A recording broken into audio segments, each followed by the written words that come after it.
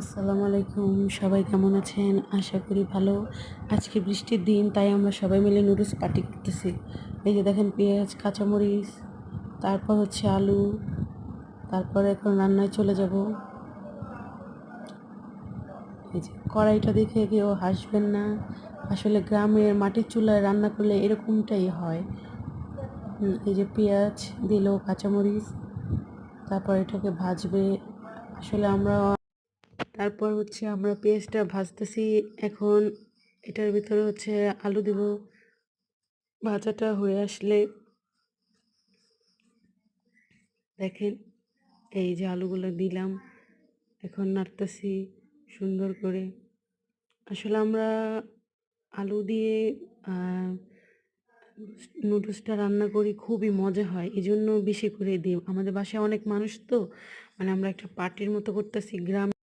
আসলে আমরা পার্টির মতো করতেছি তো, সবাই মিলে খাবো, এই জন্য তার জন্য একটু বেশি করেই রান্না করতেছি। বাড়ির সবাই, এই যে মশলা দিলাম দেখেন। তো এখন এটাকে নাড়বো। তারপর হচ্ছে এই যে মিলাইয়া মিলাইয়া নাড়তেছি। আপনারাও আইসা পড়েন আমাদের বাড়িতে, আপনাদেরও দিব নুডলস রান্না করে খাওয়ার জন্য। এই যে দেখেন ডিম দিলাম, ডিম দিয়ে নাড়তেছি। তারপর হচ্ছে রান্নার জন্য এটাকে ভাজা ভাজা করতেছে। নুডলসটা আসলে আমরা কাঁচা দিই, কাঁচা দিয়ে পানি দিয়ে দিই, এজন্য একটু অন্যভাবে আর কি রান্না বললাম। দেখেন, কিন্তু এভাবে রান্না করে আপনারা মানে খেলে বুঝতে পারবেন, খুবই মজা হয়। একদিন বাসায় অবশ্যই ট্রাই করবেন। আর আমার একটু প্লিজ দয়া করে আমার চ্যানেলটা একটু সাবস্ক্রাইব করে দেবেন। এই যে দেখেন রান্না হচ্ছে, কীভাবে নাড়তেছি। আগে আপনার হচ্ছে আলুগুলো ভাজতে হয়, তারপরে এই যে কাঁচা নুডলসগুলো দিতে হয়, তারপরে এটার উপরে পানি দিতে হয়।